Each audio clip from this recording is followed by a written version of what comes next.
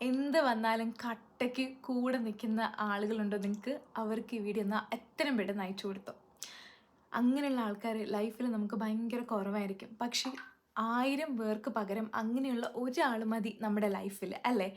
നമ്മുടെ സന്തോഷത്തിൽ നമ്മളെക്കാൾ കൂടുതൽ സന്തോഷിക്കുന്ന, നമ്മുടെ ദുഃഖത്തിൽ ഒരു സൊല്യൂഷൻ കണ്ടെത്താനായിട്ട് നമ്മുടെ കൂടെ ഉണ്ടാവുന്ന, എടാ നീ എന്തിനാ വിഷമിക്കുന്നത്, നമ്മൾ എത്രയൊക്കെ കാര്യങ്ങൾ തരണം ചെയ്ത് വന്നതാ, ഇതും അതുപോലെ നമ്മൾ ഫേസ് ചെയ്യും.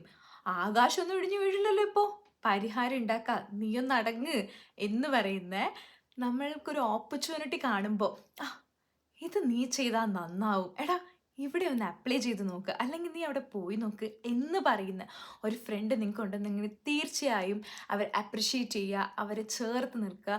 അതോടൊപ്പം തന്നെ ഫേക്ക് വൺസിനെ റിമൂവ് ചെയ്യാനും മറക്കരുത്. ഇങ്ങനെയുള്ള ആളുകൾ ഭയങ്കര റെയർ ആയിരിക്കും. ബട്ട് നമ്മുടെ ലൈഫിൽ എപ്പോഴും നമ്മൾ സന്തോഷമായിട്ട് പോകണമെന്നോ എപ്പോഴും ഭയങ്കര എക്സൈറ്റിംഗ് ആയിട്ടുള്ള കാര്യങ്ങൾ നടക്കണമെന്നോ ഇല്ല.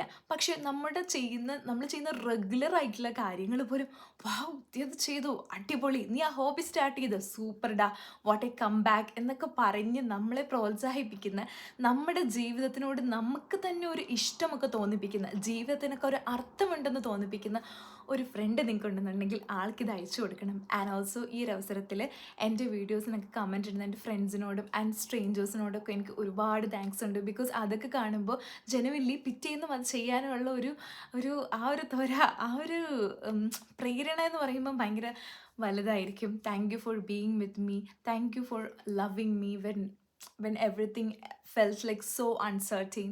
Thank you for all this being there. See you in the next vlog. Till then, bye bye.